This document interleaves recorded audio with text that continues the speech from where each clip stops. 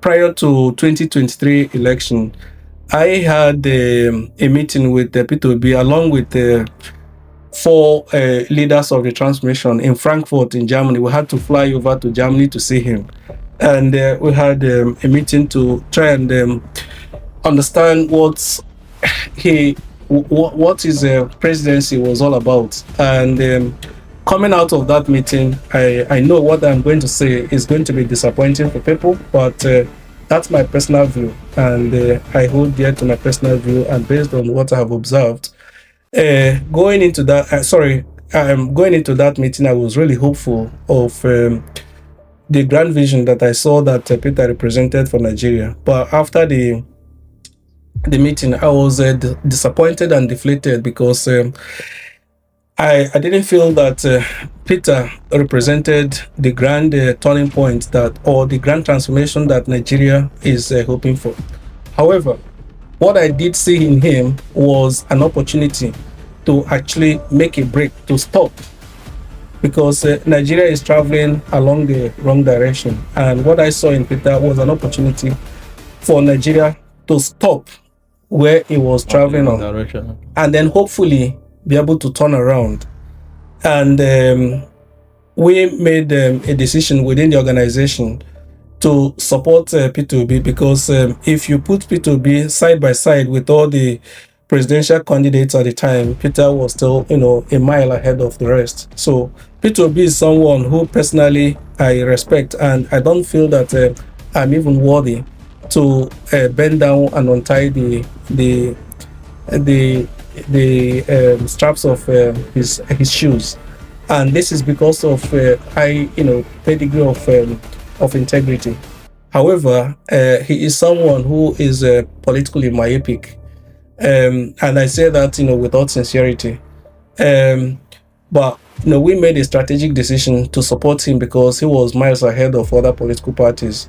Personally, I contributed money to Peter's campaign in 2023, and as an organization, we all contributed money to ensure.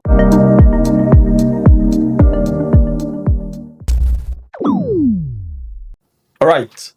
Good evening, guys. We are back again on Glascast Podcast, your weekly, very interesting and intriguing podcast that gives you important conversations that are evidence and factually based. So this evening, we are going to look at a very important subject.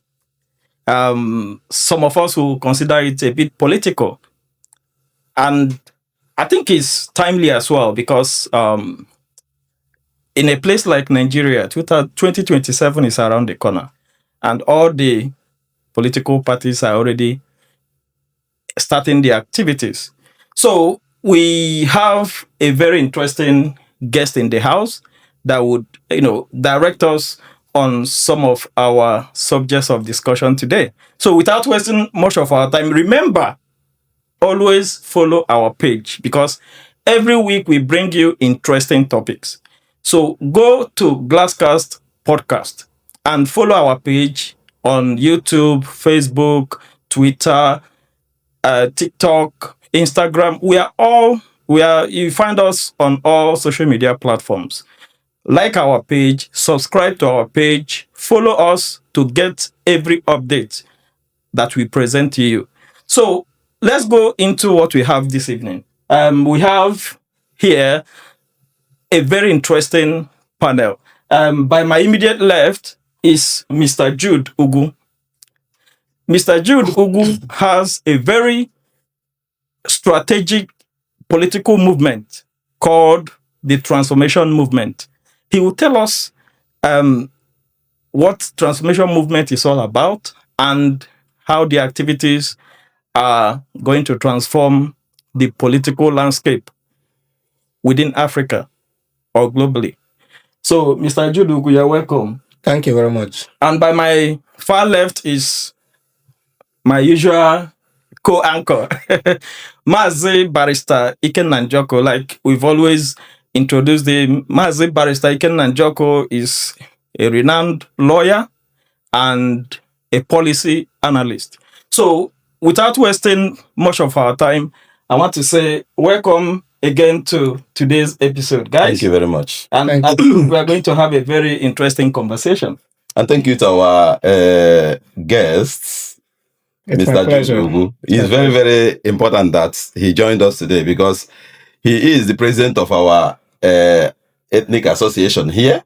And he, just as he has been introduced, hosts organizes a very important and strategic organization. I don't know what to call it. So The transmission he will, movement.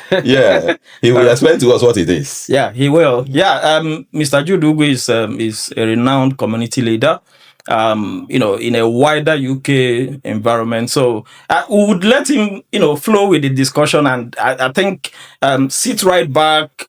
Remember to follow us. Remember to send your comment about our discussion so that we can expand on the subjects that we are looking into. So, without wasting much of our time, could you tell us and tell our viewers about the transformation movement? Well, first of all, I want to say it's my pleasure to be with you today to talk about the transformation and the wider issues as it affects Nigeria. So, the transformation is a political movement formed in 2020. That was when we publicly launched the transformation. In the midst of the pandemic, we had to do a soft launch because the pandemic forbade us from gathering together to have a physical meeting. So, but preceding the launch of the transformation, what I did was to look at Nigeria and identify the issues that bedevil Nigeria. Because frankly, if you look at Nigeria, the way it's been organized and the way it's been run as a country, there are very, very fundamental issues that we have been unable to address prior to Nigeria gaining independence and post-independence in 1960. And those issues have calcified over time and have become the norm in Nigeria. But my personal belief is until we take a step back and look at those fundamental issues and address them, we are not going to have the chance of creating a country that works. So what I did was to look at Nigeria, identify those issues, and provide solutions on how we're going to address those very fundamental issues in Nigeria, which range from reforming Nigeria, restructuring Nigeria, and perhaps also drafting a new constitution for Nigeria. But also equally important is a number of programs that we identified that need to be implemented to be able to put Nigeria on the path of peace and prosperity. So these policies and programs were compiled together into a book called the Green Manifesto. So that Green Manifesto is publicly available on our website, www.thetransformation.ng. So it is the clearest compilation of what our philosophy and ideology is. And the reason I believe personally that the transformation is important is because, of course, as you know, no nation can make any progress other than the pace set for it by its politicians and the political class. So, but in Nigeria, we've lacked a vision in political leadership, which has, been, one of the biggest challenges we've had as a nation, and it cuts across Africa, to be honest with you.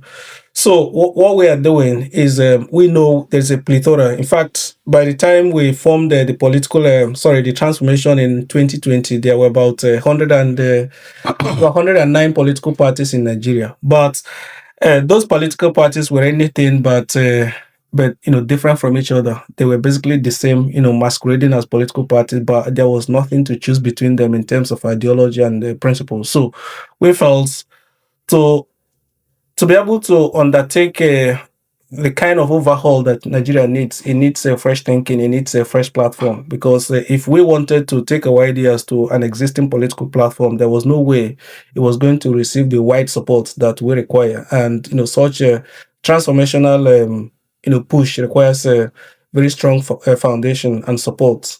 So what we decided to do was, to form this transformation with the hope that we can become a political party one day. And becoming a political political party gives us that political leverage that we require to be able to attract the right kind of people, the people with the right mindset and integrity to come into politics and participate in politics and be able to contribute to nation building. So that for me is what the transformation is about. It's been challenging. It's, you know, that's an understatement, but we are persisting in this journey because we believe that it is the only viable option available to Nigerians to be able to make a change. So if I may come in to their there, destiny. if sorry to interrupt, but if I may come in there, it's the transformation is still a movement.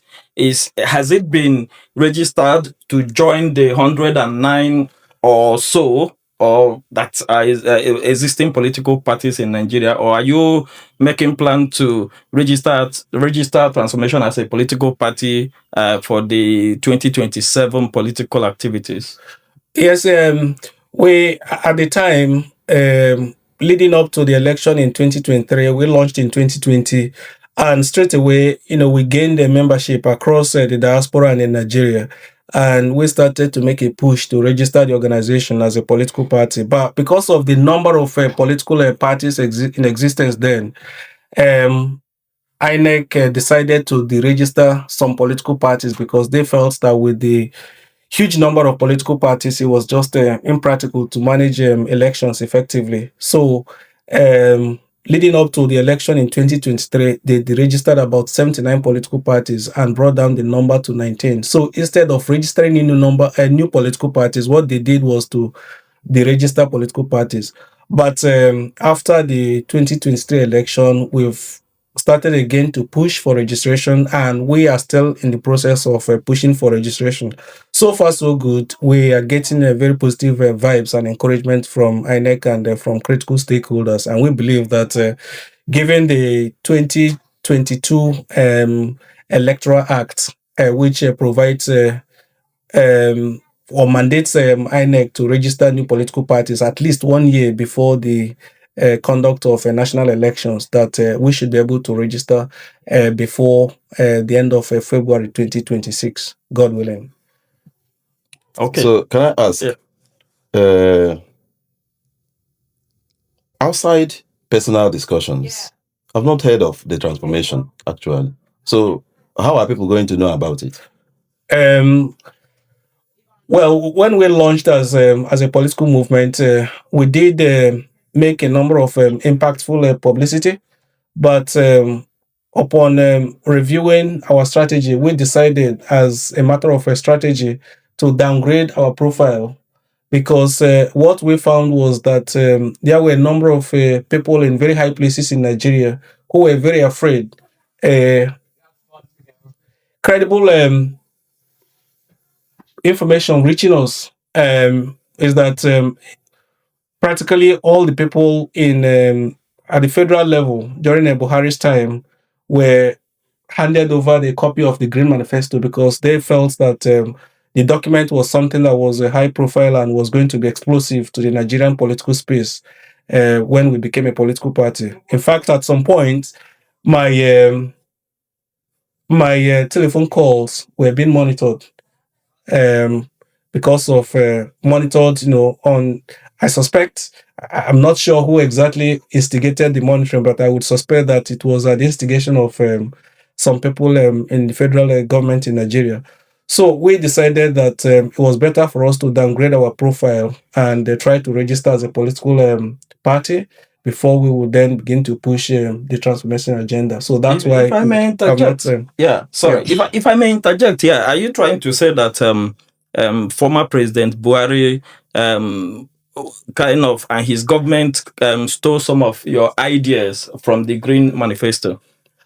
It could be because over time I have seen some government policies that suggest that they are lifting some ideas from the Green Manifesto. But the funny thing is, you can lift ideas from a policy document, but implementation is the difficulty because Nigeria is not a place where you can just pick and choose what you want to do. For us to be able to transform Nigeria, it needs a holistic, restructuring. It needs to be kind of driven all across board, not just pick and choose what you want to do. Because, for instance, there was this policy about that was announced. I can't remember exactly the specifics of how they announced that policy of registering cattle and cattle head. And this was something that we had identified in Nigeria as one of the ways to curb cattle rustling in Nigeria, but also to improve accountability, improve efficiency, and be able to provide support to those who need their support in the agricultural sector, and also to improve healthcare and public health, because people need to be able to know where their meat is coming from. So they announced that policy, and for me, when I read that policy, it seemed to me as if it was something that was lifted out of the Green Manifesto, and several policies like that. So what? Okay, I'll let you. Seeing how how shoddy they have been in implementing this policy, can just tell you that it's not easy to just go and lift a policy document and make an imitation of that, because you've seen something that is attractive and you want to do it, but you need to have the right framework to be able to do that. Yeah, because something is coming to mind here. If you are talking of the policy, I'm guessing is what Buhari's government brought in that they called Ruga. And Nigerians were, they expressed their dissatisfaction with that government policy. So if what I'm thinking is what you brought in your manifesto that particular government lifted. No. This is totally unconnected to Ruga. It's completely different. What we proposed in the manifesto was just a way for animal farmers to be able to register.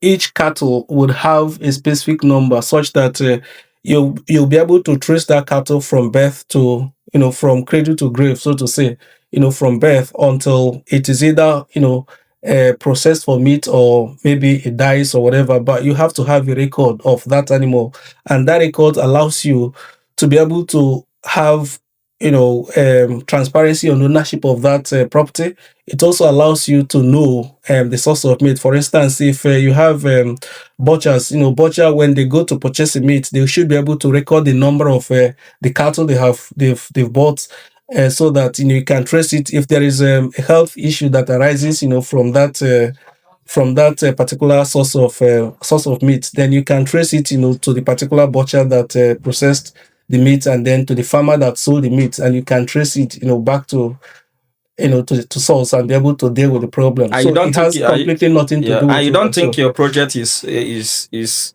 could look a bit like a white elephant project, because you are talking about animal database, when even the Nigerian population, there is no database that is workable in establishing first the population of Nigeria. You remember what happened during election in 2023. There is no working database for even the humans, and you are proposing a database for the cows. No, it's not a white elephant project at all.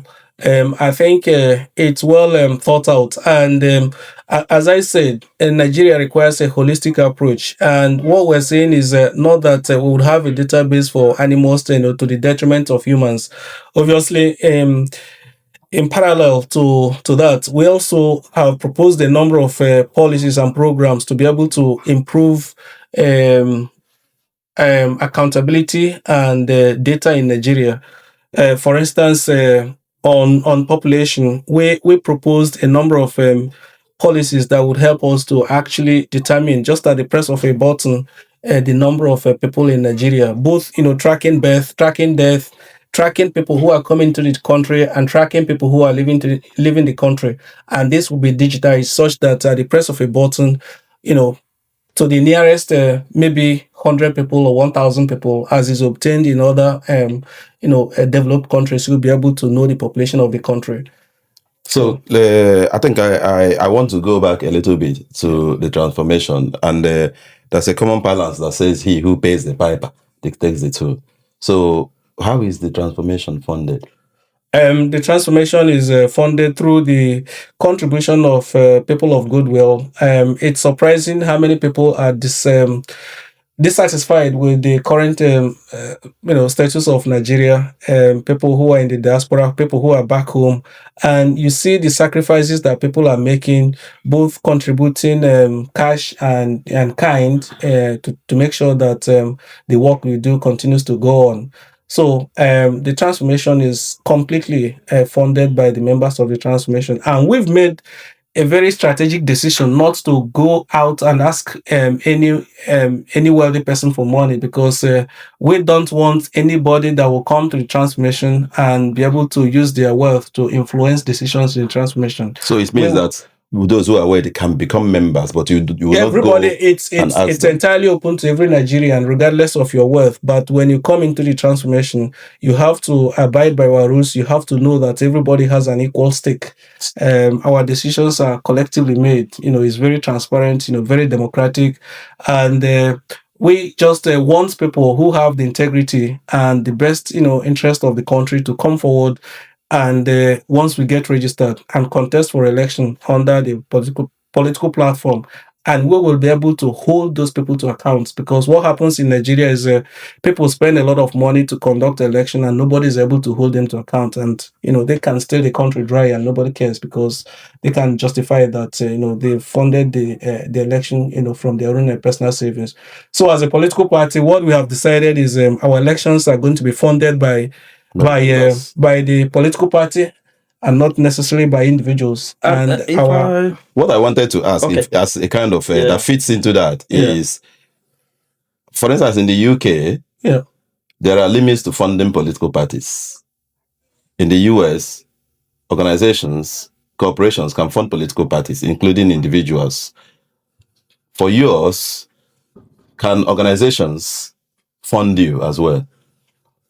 Yes, organizations can fund us. So are there limits to the funding organizations can give you? At the moment, as a political movement, we've not set a limit of how much organizations can give us to fund our political activities.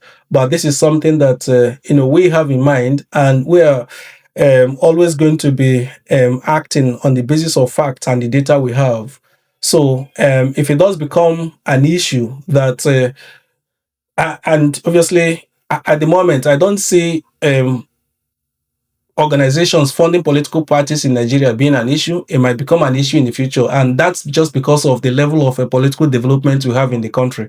So what I do see in Nigeria now, being the prevalent mode of funding political parties, is godfathers giving money to their godson or goddaughter, whoever, to contest for a political party, and then take ownership of the political position that their protege has won, and then use that to siphon money into their personal pocket on the basis of trying to recoup the funding the investment they've made in that political campaign. So, but if it does become an issue that organizations funding political parties would exert undue influence, then we would take a decisive measure to implement a policy to limit the funding that that organizations can give to political parties. In Nigeria, we know today that a lot of politicians are beholden to interests. So, are you people going to wait until organizations start funding you and start dictating for you what you are supposed to do, or are you going to arrest it now before it starts happening? Because part of being proactive is to prevent such things, from happening at all. So if transformation, which, as you said, is priding itself on changing the Nigerian narrative as it is here, especially the political parties, do you think it's advisable for you, as you said, to wait until that problem arises before you start, curbing it? Well, like I said, we are an organization that operates on the basis of facts and data. So you don't think it's what will arise at all? I cannot foresee the future. I cannot look into the future to know what will happen in the future. But if I see a trend, then it would be it would be useful to act on that trend. So what we look for is for trend, for data, for facts. So once we identify that a trend is going to lead to a problem, then we would implement the appropriate solution to address that situation that might arise in the future. At the moment, what we have seen and what I have personally seen is individuals exerting undue influence on the political process in Nigeria by sponsoring people and taking advantage of that sponsorship to basically siphon, and misappropriate and embezzle money. But if it does become a trend, an emerging trend that that organizations are going to behave in the same manner that powerful individuals are going to do in Nigeria, then of course we would act on that and try and nip it in the bud. If I may come in here, if I want to take us a little bit back. You made mention of membership of the transformation movement. So when you start registering as a political party, people like Yeson Wike can also become part of it, because we have those such characters who belong to PDP, APC, and all that. So he can as well be in those two places and still come to maybe Transformation Party at some point and become a member. What we have said, and this is on our website, and we've said it loud and clear, is the transformation is open to every Nigerian, as we do not discriminate against the Nigerians. However, being a member of the transformation is different from having a position of influence in the transformation. What we have said is you can be a member, but you can never be given a position of responsibility unless you have passed through our vetting system. And that vetting system is going to look at your character, is going to look at your history, is going to look at your precedents, and be able to take an informed decision of whether to give you a position of responsibility or not. And this goes with all those who will come into the transformation to contest election. You have to go through a rigorous process that will vet you and be able to give us the confidence that when you get into a position of political political power, that we will be able to hold you accountable, and you will be able to act in the manner and way that will be condoned and acceptable within the political party. Because why I ask this question is, if you see what has been happening recently in the Nigerian political landscape, people like some of the 2023 presidential big names like Atiku, like Peter Obi, like Malam Nasiru El-Rufai and co. You could see like how those political parties, popular political parties, are interlinked by their activities. And why I'm asking this question is I want to lead us into two particular areas of conversation. One, what is the transformation's position on the recent coalition, the ADC, where all these Labour Party, PDP, APC guys have come together to put together the ADC. That is one. Secondly, what is your relationship with the most popular, I would say, most popular political movement in Nigeria, the Obedient political movement? What relationship does your group have with these two areas? All right, okay. So one after the other. So in terms of the ADC, so if you had paid attention to what I said initially when I was talking about the reasons for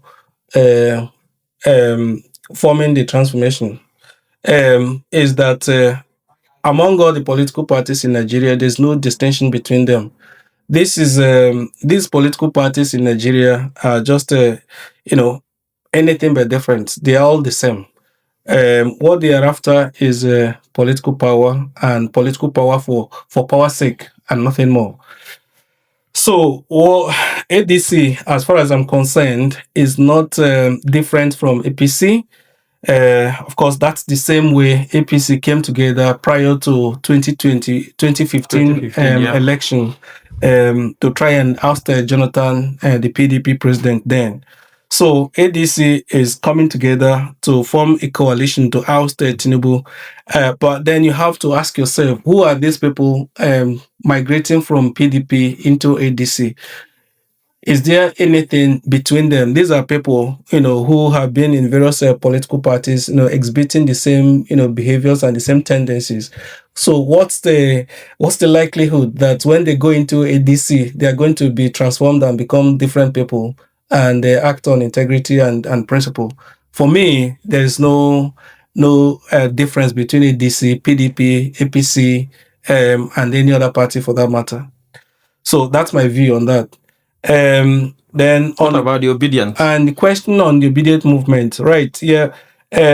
I wouldn't call myself an obedient movement. I had prior to 2023 election, I had a meeting with Peter Obi along with the four leaders of the transformation in Frankfurt in Germany. We had to fly over to Germany to see him, and we had a meeting to try and understand what his presidency was all about. And coming out of that meeting, I know what I'm going to say is going to be disappointing for people, but that's my personal view, and I hold dear to my personal view. And based on what I have observed, going into that meeting, I was really hopeful of the grand vision that I saw that Peter represented for Nigeria. But after the meeting, I was disappointed and deflated because I didn't feel that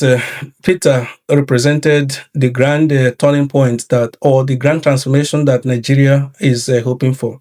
However, what I did see in him was an opportunity to actually make a break, to stop, because Nigeria is traveling along the wrong direction. And what I saw in Peter was an opportunity for Nigeria to stop where it was traveling on, direction. Okay. and then hopefully be able to turn around. And we made a decision within the organization to support Peter Obi, because if you put Peter Obi side by side with all the presidential candidates at the time, Peter was still, a mile ahead of the rest. So Peter Obi is someone who personally I respect, and I don't feel that I'm even worthy to bend down and untie the straps of his shoes. And this is because of high, pedigree of integrity. However, he is someone who is politically myopic, and I say that with all sincerity. But we made a strategic decision to support him because he was miles ahead of other political parties. Personally, I contributed money to Peter's campaign in 2023, and as an organization, we all contributed money to ensure, if you went across the northern part of Nigeria, then the transformation was very, very well pronounced in the activities of the obedient movement and the campaign at that time, and which led many of the leaders of the transformation to be appointed into the campaign council that sprung up leading up to the election. But obviously my fear is justified. Looking back now, you can see Nigeria missed a golden opportunity in 2023 to take back Nigeria from this cabal of corrupt and wretched people that have led the country to where it is. Peter Obi won that election by a country mile, but he was not mentally prepared to take the advantage of that election, and that for me is a betrayal of the thousands and millions of Nigerians who had pinned their hope on him being the president of Nigeria and had made everything possible to secure that victory for him. But that's a lesson for us to learn. What do you think for Nigeria? So, what do you think Peter Obi could have done with that result of 2023 presidential election in Nigeria? Oh no, what he could have done is simple. In Nigeria and anywhere else in the world, it is not the responsibility of INEC, to tell you who won the election or not who won the election. But INEC is the umpire. Yes, it is the responsibility of the voters to tell you who won election. And the voters went out to vote, and they clearly voted for a candidate in the election. So it was an obligation on Peter and those who were behind him to claim the mandate that the people gave to him. It was not for INEC, to manipulate the result of a voting to declare whoever they wanted to. That's never accepted in any democracy.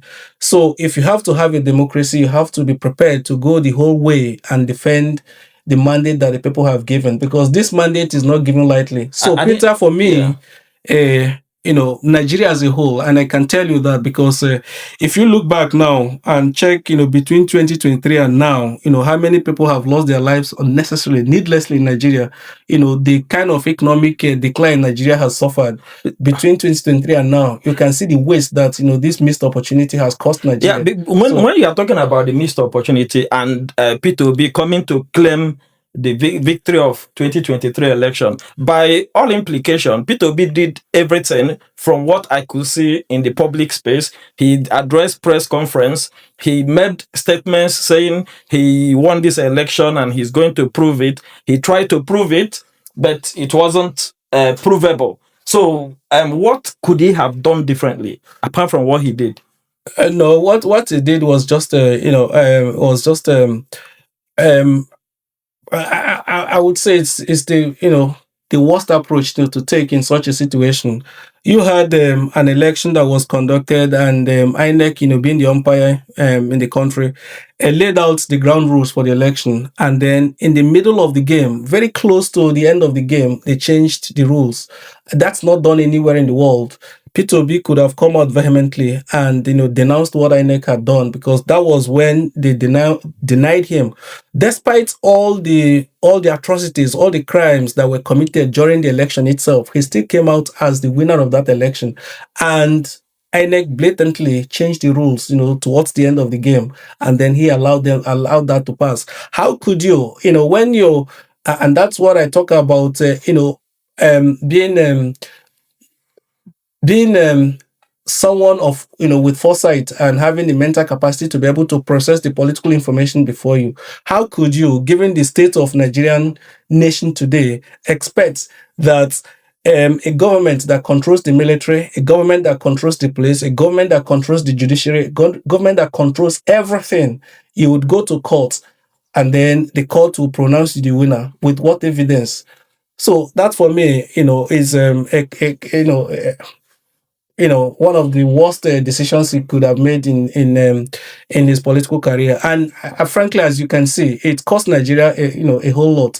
And you've seen the consequence personally for him now in politics. He's in Labour Party, he's in ADC. He's everywhere, and he's nowhere.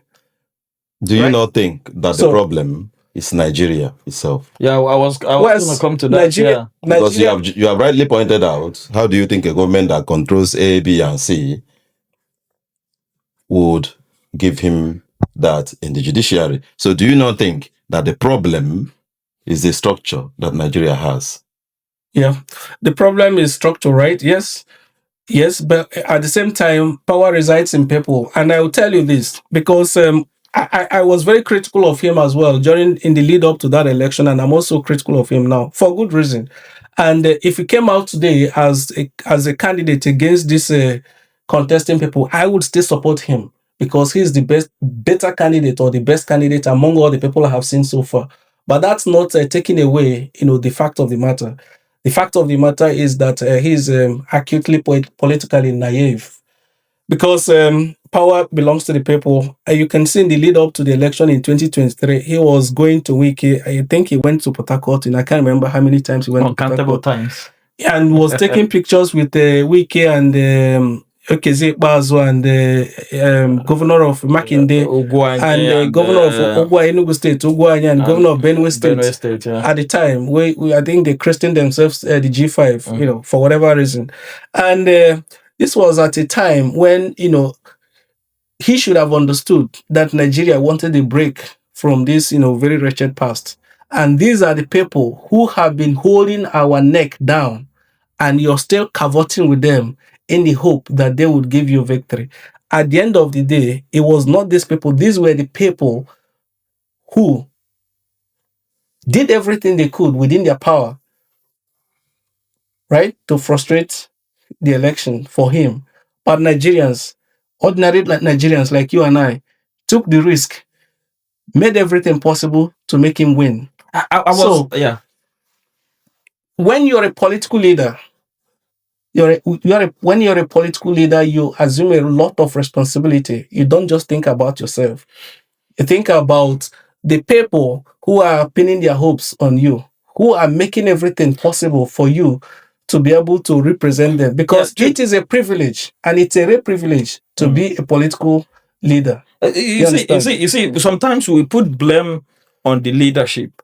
I was coming to ask if the people actually believe that this is the leader they want to have, and this is the leader they elected, and this is the leader they believe won the election, and he's making his effort as an individual. What those 5 million Nigerians, what did they do? What Now, is how would they? What could like what could they have done to impact the system to make sure that the right thing is done? the world works on principle. Let me use a simple analogy. You are the head of your house, and you have children at home, you have a wife at home. If someone came into your house any time of the day and makes a demand from you, maybe to rob you, maybe you're in the sitting room watching television, and someone comes into your house and makes a demand for you to bring money, or they harm you. If you start running away, your wife will follow you, your children will follow you to run away. But if you stand and try to defend yourself, your wife will come to your aid, your children will come to your aid to defend you. In any society, there's always a leadership, and that leadership is what people look up to. So in the election, Peter came and presented himself as a symbol of the people. So by having that privilege of having people entrust him with the responsibility, they entrusted him with that aspiration, that hope that they had out of that election. So it was his responsibility, his obligation as someone who had enjoyed the privilege of the people to lead the people and give them direction on what they needed to do. Anyone coming to defend him would have been an abrogation of his authority. But people, obviously did not do, because they did not get the signal to. And I'm not saying that people should have come and started killing people. But what I'm saying is he would have made a very firm demand of what he wanted out of that election. Peter Obi has always made demands of what he wants. Like if you look at his antecedent during when he was prior to becoming the governor of Anambra State, he has always utilized the judiciary to get his political position in the right place for him. So if people knew his antecedent in this area, that no matter how things goes, he would get it through the judiciary. Don't you think they believed him because he believed that the judiciary will do justice to the process? And that's is that a political naivety that I talked about? Because when you're the governor of a state, it's quite different from trying to become the president of a country of 300 plus ethnic groups, 36 states plus the Federal Capital Territory. So a state in Nigeria is not the same character in complexion and complexity with the federal government. In a state, you can exert some influence on the judiciary to be able to get justice if you have the wherewithal within that state. But in Nigeria, as a federation, it's an entirely different ballgame. And and Peter Obi knew, and those around him knew at the time, that the judiciary in government in Nigeria, at the federal level, at the Supreme Court, the Court of Appeal, and the Federal High Court are really not independent as we would expect them to be. So it was pointless going to pinning all the hope of all the millions of people who voted for you on trying to retrieve your mandate from the judiciary. So you said that you can influence judiciaries in the state. And at the same time, what I mean is, yes, when I say influence, yes, I don't mean trying to materially influence them. When I say you can influence judiciary in the state, I don't mean materially influencing judiciary, but you can exert your influence to be able to get justice at the state level. But it's not the same as the federal level, because so the federation, for instance, cannot exert their influence in trying to get justice the way they want. For instance, in the case of Peter Obi, when the president had already started sitting as a president before the exactly. So they exerted influence exactly on the judiciary. So that means the same thing that can happen in the states happens in the federation. No, a state does not have the same coloration as the federation. I mean, in terms of exerting influence, yes, on the judiciary. Yes, a state does not have the same coloration as a federal government, because the federation is so complex and requires tact and understanding to understand how the federation works and where the pendulum of power and influence lies. So if you're at a state level, you can very easily understand that and know the people to speak to and the people to try and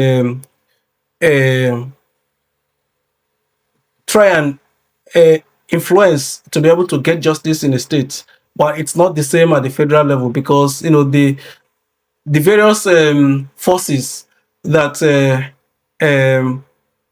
come together to determine where the pendulum of power lies at the federal level is much wider and much more complex than it is at the state level. So that's why, if you are a politician in Nigeria, when you're elevating yourself from state politics to federal politics, especially if you're going for a presidential election in Nigeria, you need to understand a few basic things about the federation, which, in my personal opinion, he failed to grasp, because he pinned his hope and the hopes of millions of Nigerians who voted for him on retrieving his mandate from the court. But the court obviously was being as we know, influenced by other certain powers within the federation. So you earlier referred us to your online address where some of your documents, some of your resources are. And I had the benefit of looking at it before we started this, and I read where you said your twin tools, the transformation, the Green Manifesto, and the Constitution. Yeah. So when you talk about the Constitution, what do you mean? Well, personally, I believe that Nigeria deserves a new constitution. And the reason Nigeria deserves a new constitution is because there's a lot of deficiencies in the current constitution that we practice in the country. And you can see that, the way Nigeria is playing out. So I believe that for Nigeria to properly function, Nigeria would have to craft a constitution that is crafted by Nigerians, that looks after the interest of all Nigerians and not just a segment of Nigerians, or looks after the elite. It needs to be able to look after the interest of the majority of Nigerians. So personally, I believe Nigeria deserves a new constitution. However, I would say that at this point in time, we don't want to put the cart before the horse. Nigeria has to have a very radical change to form a government, and then that government will be able to usher in a new constitution, rather than saying, this crop of leaders we have to draft a new constitution for Nigeria, and then hoping that would lead to a change in government, to bring in people who are decent, to lead the country, because that's not going to happen by any stretch of the imagination. I've had opportunities of discussing with Dr. Henry here, and I know that on a personal note, he prefers parliamentary system of government to the current presidential system that Nigeria, has. Can I ask, do you have a preference? Do you think transformation has a preference? If, for instance, you enter into government and it comes up with a constitution that is parliamentary, is that something that is possible? I'm not going to speak for Nigerians. It's possible. This is a question that has to be put to the Nigerian people to make a choice. Nigeria, I would hope that at some point we would become a truly democratic nation, and the voice of the majority of Nigerians will be able to be heard. If majority of Nigerians want a parliamentary system of government over the presidential system of government, then they should be able to have what they need, what they want. Personally, on a personal level, I don't believe the parliamentary system of government is the right system of government for Nigeria. And the reason I say that is just because of the complexity of running a parliamentary system of government. It leads to a lot of inefficiencies and wastage. And that is not what Nigeria needs. That's not what any African country needs. What Nigeria needs right now is a government that is going to be responsive, a government that is going to be proactive, a government that is able to be nimble and swift. Because if you come to the global stage, it's a cutthroat competition that people are having at the global stage. And you should be able to have a political system that should be able to compete at that level and protect the interest of Nigerians, which for me personally, I don't see that happening in a parliamentary system of government. I don't counter you on that, even though I don't agree, because I know that the country we are in runs a parliamentary system. I know that Israel runs a parliamentary system. In fact, apart from the US, most successful countries in the world run parliamentary system. But what I want to say is this: if, as you said, that if the country, Nigeria, if the people should want a parliamentary system that as a government in power, that transformation will accept it. So, and we know that one of the features of a parliamentary system is coalition government. So is that something that, based on the system that Nigeria has, is that something that you are amenable to? There's a few implications in what you've asked, which I would like to address. Okay. But before I address those, I would like to clarify that the most successful countries in the world don't practice a parliamentary system of government. And you're citing the example of the UK. I don't think currently the UK is a beacon of progress in the world, in as much as we live here and it's far better than the country we've come from. But I wouldn't cite the UK as a beacon of hope and progress in the world, obviously for good reasons. And I struggle to see those countries that practice a parliamentary system of government, prospering above those that practice the presidential system of government. However, be that as may, I would, come to the point that you've made. I have made my personal opinion clear about parliamentary and presidential system of government. It is for Nigerians, and it should be rightly for Nigerians to decide their system of government. However, as a person, I do not believe that parliamentary system of government is a better option for Nigeria and a better option for any country in Africa at this point in time. Because what I would like to see from Nigeria and from other African countries is I wouldn't say re-emergence because we've never really emerged, but an awakening and a becoming of nations across Africa, including my country, Nigeria. I want to see Nigeria rising to be a giant among the countries of the world, competing with the countries of the world, protecting the interests of the world, growing our economy, providing jobs and prosperity to millions of Nigerians, and securing the future of Nigerians in generations to come. That's what I would like to see for Nigeria. And I personally believe that a parliamentary system of government is not able to deliver that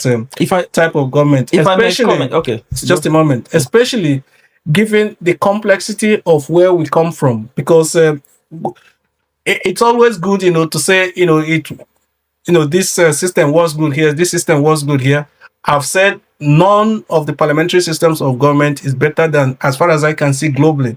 But even then, what I want to say is, when you're trying to propose political solutions to political problems, what you need to look at is your uniqueness. Looking at Nigerian uniqueness, the complexity we have as a nation, I don't believe that a parliamentary system of government is something that will, allow us to make any progress even in 1,000 years. So that for that reason, I do not agree to I personally do not like parliamentary system of government. If I may interject, just yeah. let me finish. Yeah. Coming to coalition is a fantastic political tool. So I am not opposed to coalition as long as the partner or the partners in the coalition have the same principles and ideologies as ourselves. If we agree on principles and ideologies, I don't see that being a problem. We should be able to work together for the common good of our people. But if you're asking me if I want to go into coalition with people who have divergent views and principles and the policies, not policies, but principles and beliefs, as myself, as other members of the transformation, I would say no. I would rather never be a politician than being in politics for the mere reason of being in politics. For me to be in politics, I'm in politics to try and improve the lives and the livelihoods of my fellow citizens. Can I clarify something here? Because we have the indices of measuring countries that are doing well, and if you look at the globally today, you look at the G8. G8 are what we know today as countries that have the most prosperous economy in the world, and majority of the G8 countries, aside one, practice parliamentary system.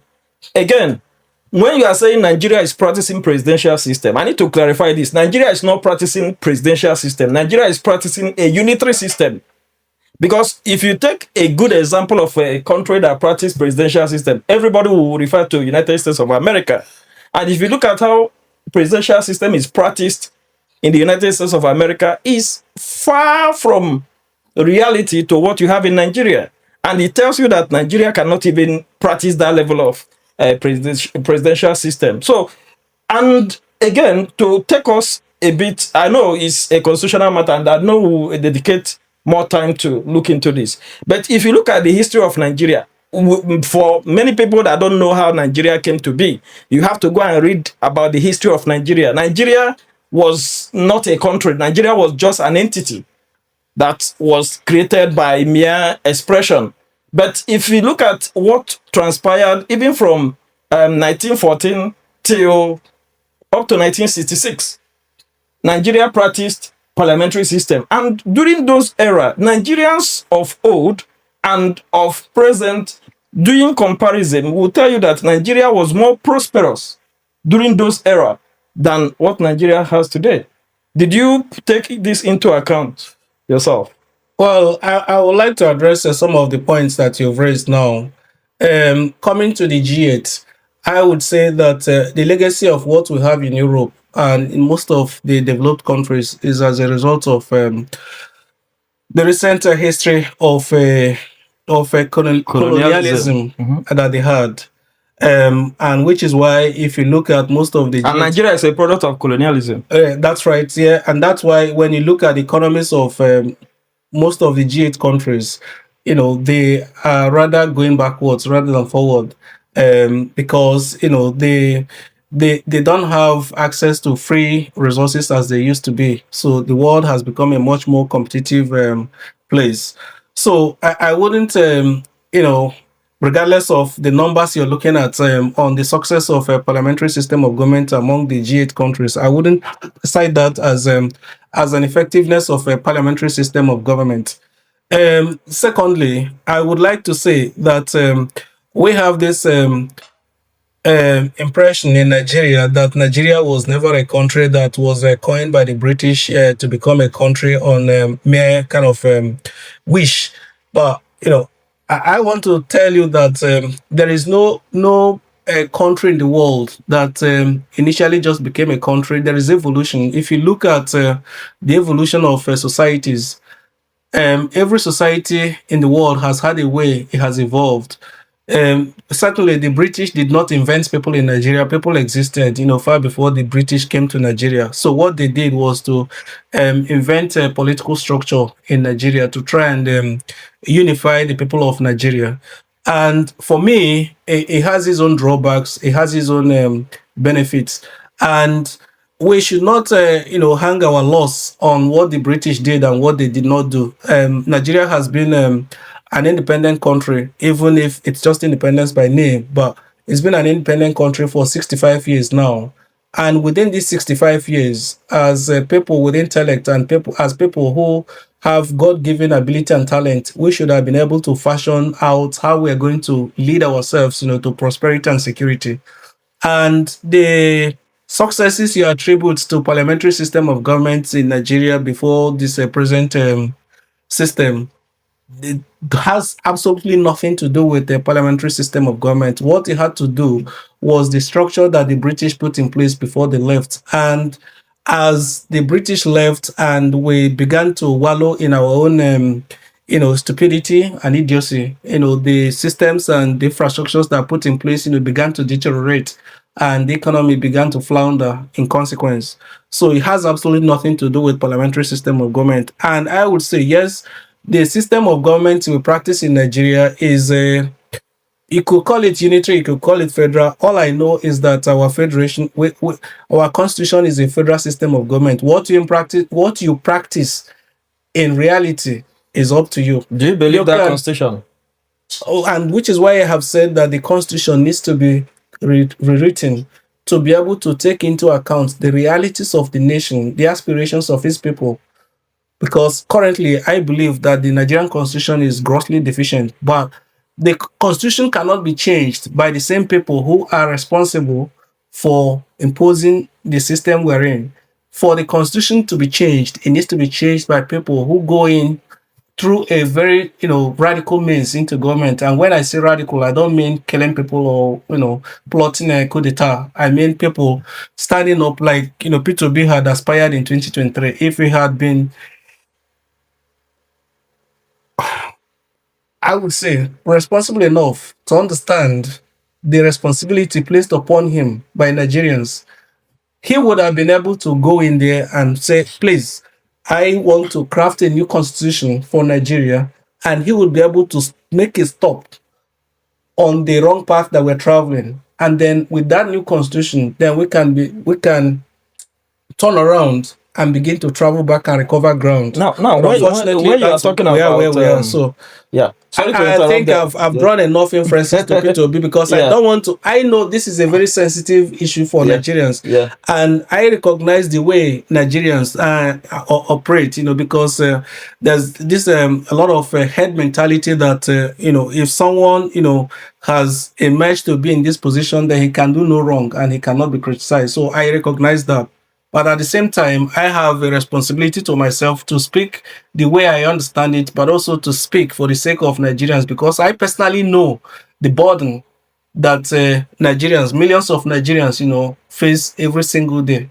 So it is important for us to, to make this fact clear. And I want to make it absolutely clear today that should an election be called for 2027 and Peter Obi manages to secure the candidacy of any of the parties. In fact, even if he secures a candidacy of a party that is not known to majority of Nigerians, people, I will still vote him.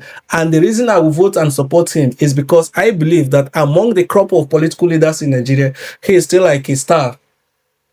Do you understand? He's still like a star, among the darkness we have. Now, but that's not to say that we don't have problem. But what I'm hoping for is some sort of salvation. If you don't mind, I want to take these two concluding questions and you take over. So now you talked about radical change. And if you check the history of Nigeria, the only radical change that has taken place that led to a change of constitution was military coup. The most recent was in 1975, 1976. That is the most popular radical change that has taken place. Now, we are talking about the... You mean the time that a new constitution was... Yeah, that was 1979 constitution. Yeah, it was the 1975, 1976... Military coup, okay. Yeah, of Obasanjo and Moritala that ushered in a process that led into the 1979 constitution. So, when we are talking about radical change in Nigeria... But that's not the most recent constitution that we have. We had the 1999 constitution. The 1999 constitution is just copy and paste of the 1979 constitution, and tweaking some That is where they brought in, because the 1979 constitution was a federal constitution, but the 1999 constitution tweaked it to bring in a unitary pattern into the constitution. But there is up more than 80% the 1979 constitution as well. Yeah. So now let us look at the crop of leaders we have in Nigeria. I think we have the leaders in Nigeria I think they are confused. Don't you think so? I personally believe you. They are confused. Yeah, because if you look at the confusion there is that in leadership in Nigeria, nobody takes political leadership seriously. That's the fact of the matter. And why do you think this is the case? Because if you look at, let's go back 10 years ago. In 2015, President Buhari was elected on, a manifesto to restructure Nigeria. It never happened. If you look at even Peter Obi that we've mentioned, if you look at, listen to Atiku, listen to even some radical politicians like Showore, who is talking about revolution. We don't even know where the revolution is facing. It's just come on the street, put one hat on, and he's saying revolution. All we see, you are talking about Peter Obi here. All we see is confusion all over the place. Well, that's one of the symptoms of a very stymied nation. So because over time, and that's what I said when I was introducing the reason that one of the reasons we founded the transformation, because we've had problems in Nigeria pre-independence, post-independence, and if you look at the generation of Nigerians alive today, most of them were born just on the cusp of independence or after independence, and these are people who have known just this corrupt and wretchedness that we have in the country and grown up, and they've never seen anything better than it. And when you grow into a system, you become part and parcel of that system. It is difficult for you to abstract yourself from that system to look at an alternative, because it is so difficult to visualize that alternative. So in Nigeria today, you have people who know nothing about the responsibility of political leadership. All they care about is to campaign for election, get into political power, and be able to have access and influence and do whatever, enjoy the benefits and the perks that those benefits bring. So kind of transactional politics. But when you look at countries that are prospering, that are stable, you see how seriously the political leadership, the political class in those countries take political leadership. Because I can tell you for a fact that any progress you see in this world, any progress you see, even in Nigeria that is not functioning properly, any progress you see is down to political leadership, political decision. The fact that you have train now running from Kaduna to Abuja is because of political decision. The fact that a person in Nigeria can die without consequence, you can go to your farm and be killed by a bandit or headsman or whatever they call them, it's because of political leadership. If you have a country where you have, good healthcare system, good education, good public infrastructure, is due to the political decisions made by the political class. So the trajectory of a country is not something that is done by accident. It's a carefully calculated decision made by the political leaders. If Nigeria were to become a good country today, it will be the decision made by the political leadership in Nigeria to put Nigeria on the path of growth. And there is going to be a political sacrifice there's going to be a sacrifice to be made for that. Some of them could be political sacrifice, some of them could be personal sacrifices to be made by the people who make that decision. But they are making that decision with the ultimate view that the benefits, is going to be something much better than the current status. So, from the sentiments and the preferences that I could say you've expressed about presidential and parliamentary system, you seem not to be a fan of collaboration. And I say that because I went through your online resources and I saw that the transformation has stated that for you to be able to collaborate with them, you need to dissolve all your structures. It seems you don't like anything about coalition. I don't recall that being something that we've said in the transformation. Okay, maybe you should have a look to dissolve your structures. Yeah, before you can collaborate with the transformation. I don't recall that being one of our policies in the transformation. Okay. We are open to collaboration, but it has to be the right kind of collaboration. So are you saying now that you don't have to dissolve your structures if you want to collaborate? Not at all. And become part Not at all. Not at all. Okay. Not at all. As long as you have the right ideology, the right beliefs, the right principles, the right integrity for Nigeria, we can work with you. And frankly, we are not about political positions, but we recognize that political positions are necessary because that's where political decisions are made. So all we care about is a confluence of beliefs in Nigeria so that we can move the nation forward. That's good to know. Yeah. Well, we're trying to conclude. Just one last question. If we can address it in 30 seconds, then we'll conclude. Now, in the news this week, a Canadian court ruled that 2 major political parties in Nigeria are designated as terrorist organizations. Do you agree with this view? Or what is your opinion about it?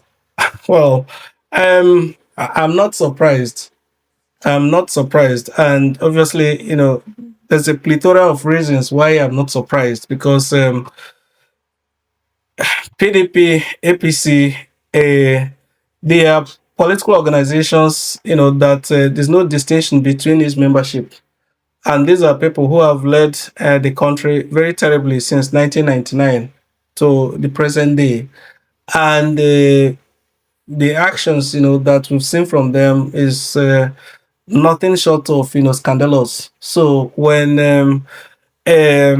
and that's really a shame. It's a shame not just on Nigerians but the whole of Africa. The fact that the 2 biggest parties in the most populous country in Africa, the most populous black country in the world, is designated as terrorist organization.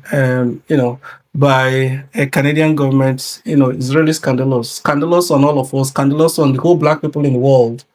There's no better way to say it, but we would hope that some lessons will be learned, from this experience. So, well, I hope lessons are learned because Nigerians have been. I know it's a topic for another day, but Nigerians have been, tackling the UK conservative leadership for so-called demarketing Nigeria from abroad. Meanwhile, we have, all these evidences coming from even within.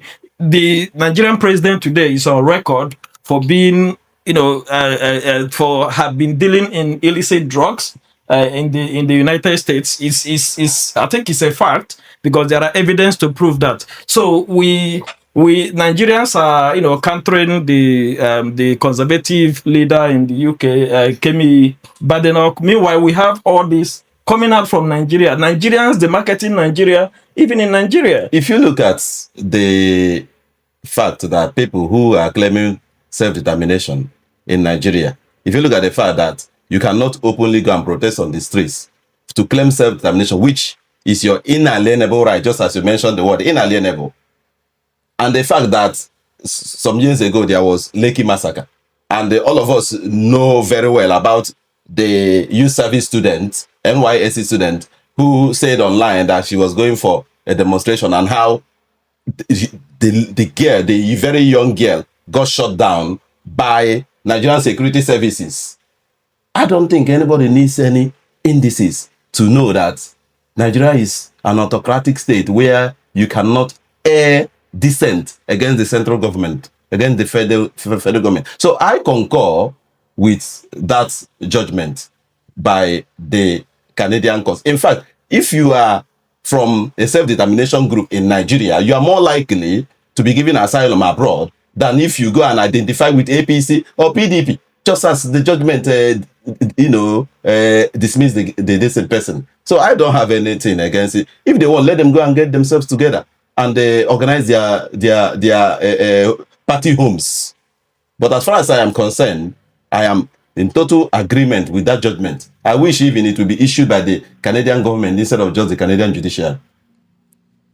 Oh yeah, I totally understand that. And and if you see what is happening, like people are killed in Nigeria every day. If you're a member of an opposition party, not even maybe agitation like the case of Lekki, you see opposition politicians are being slaughtered just because of political interest and all that. Well, I think we would get more information about this PDP, APC being, addressed as a terrorist organization, and we would, do further, insight analysis about that particular aspect of political development. So far, so good. I think we should call it a wrap for today.